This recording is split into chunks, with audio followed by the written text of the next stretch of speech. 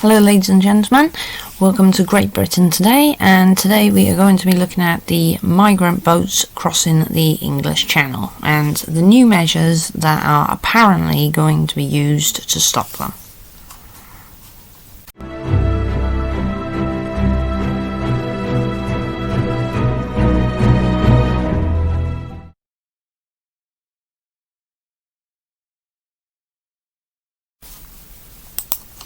So as you can see, this is from the Guardian newspaper today, and it says here, this is what it says.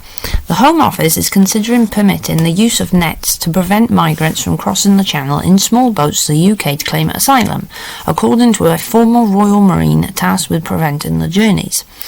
The other thing is, a lot of these ones do seem to come from former employees of some kind and not from current members of the Royal Marine, Army or government. In an interview with the Daily Telegraph, the Home Office Channel Threat Commander Dan O'Malley said nets could be used to clog propellers and bring boats to a standstill as they attempt the crossing over the Dover Strait. O'Malley told the Telegraph, "It's that type of thing, yes, so safely disabling the engine and then taking the migrants aboard our vessel." The problem a lot of people are going to have with that is, once they're on board, what about if they claim that there are any medical conditions? Will they then just bring them to British shores regardless? What about if they start sending more women and children over? Because as we know, most of these men are fighting age men. There's very few women and children who get sent over. So will that increase the likelihood of using children, which is a concern if they start using that tactic, I think.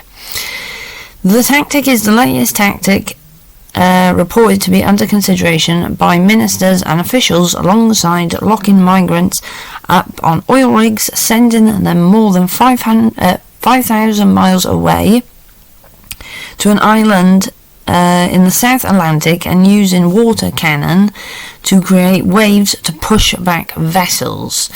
Now, as we all know, illegal immigrants that are brought to British shores, once they are given everything, food, money, shelter, accommodation, that is perfectly fine, and that a lot of British people would absolutely jump at the chance to be able to have. Better accommodation than they already have currently, or are actually homeless in Britain, which there are far too many homeless British people as it is. Will they claim then that they should be ashore, especially these type of do-gooder humanitarian type groups? Will they end up pushing for more of that? So if the Border Force, the Royal Marine, something like that, picks these illegal immigrants up in the English Channel, will they then try and push for more of these to actually just be brought to British shores anyway, like what has just been happening for the past few years now anyway? Okay, so the next bit here is, while the numbers of people arriving in the UK in small boats has increased nearly fourfold this year to more than 7,000, and that's just the 7,000 roughly that we know about. That's just coming in on dinghies, let alone the planes that they have been coming in on from their home countries. We don't always know exactly what countries they're from and what their any previous convictions that they have had in their home country or in any other country. The total number of asylum applications received by the UK government between April and June nearly halved compared with the first 3 months of the year as the COVID-19 pandemic struck. Now, we all know that around between April and June was the weather was actually pretty good, because in May obviously there was the VE Day celebrations and the weather was actually pretty decent that time of the year this year. So why the applications halved doesn't seem to add up with the fact that there has been fourfold illegal immigrants coming in this year. O'Malley told the Telegraph nets were one of the number of methods which we may develop over the next few months, so that's not even now, I mean, it's something that could be sorted out very quickly. Even though I don't think you need nets, this could be done very, very quickly just by turning the boats around on their own, and just not accept them into British shores would be the best thing, which we may develop over the next few months. But given that we're not using them yet, I'm not at liberty to go into detail about them. We are working with maritime security departments across law enforcement and military, everywhere across government, to come up with new tactics to tackle this problem. Now, there are many people who could easily solve this problem, and that is just say, stop coming across, because you will not be claiming asylum, you will not be welcomed onto British shores, you will not be given accommodation. This can all be done very humanely, just by quite simply just saying no. He added, we definitely are very, very close to being able to operationalise a safe tactic return where we make an intervention safely on migrant vessels, take immigrants aboard our vessel and then take them back to France. And is there anything to genuinely say if they do come on board of Royal Marine vessels, what is there honestly to say that they will be taken back to France? There's going to be humanitarian groups everywhere demanding that they come to British shores, they be housed, they get every single thing humanly possible as such, and then once the accommodation is no good, or it doesn't fit their needs, they'll be upgraded, to which there are many British people who are very, very desperate for housing and lots of things, a heck of a lot of help. There is a lot of people in Britain that need a massive amount of help, and we do need to start helping British people in Britain before we start helping the rest of the world. He added, we definitely are very, very close to being able to operationalise a safe tactic, as I said before.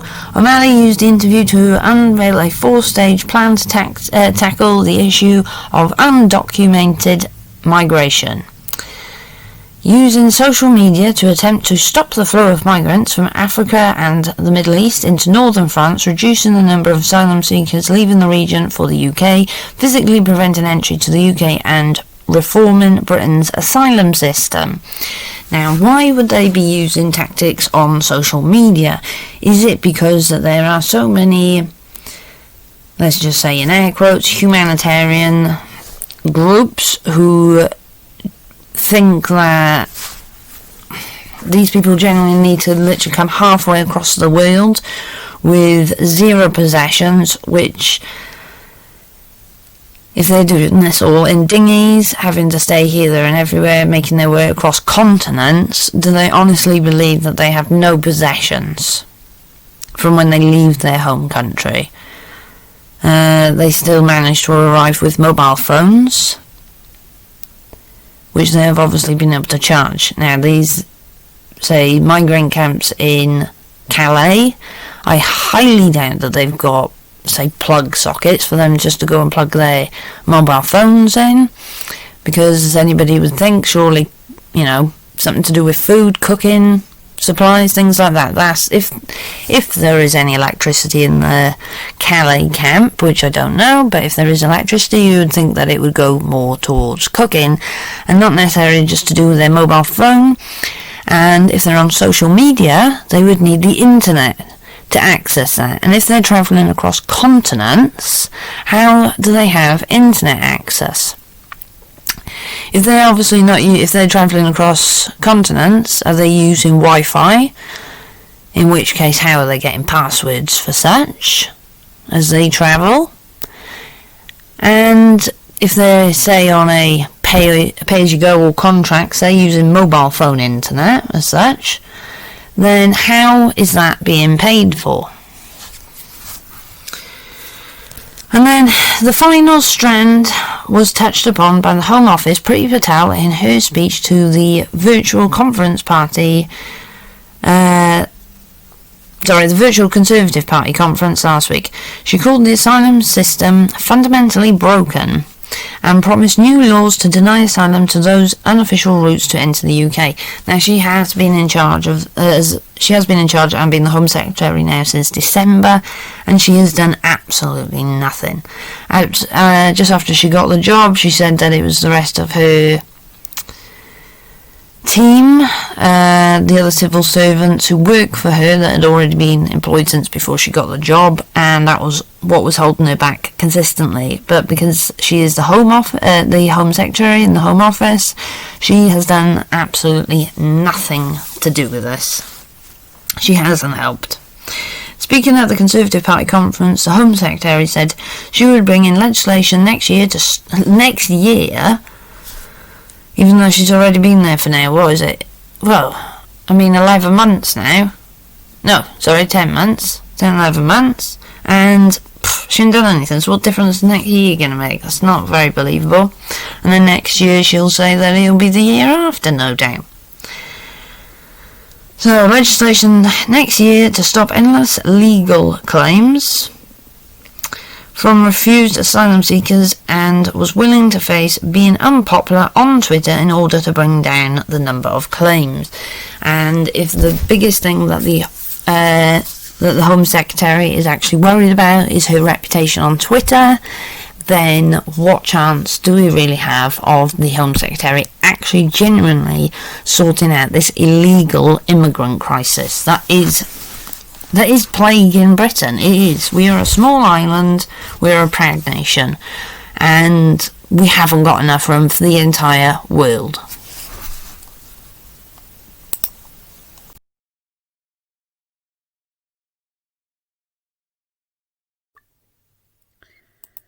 Thank you very much for watching. If you like the video, then subscribe to the channel, click the notification bell so you get to see every video as it's released. Give it a thumbs up by liking this video, comment underneath, and share this video so others can see it. Thank you very much, and have an awesome day.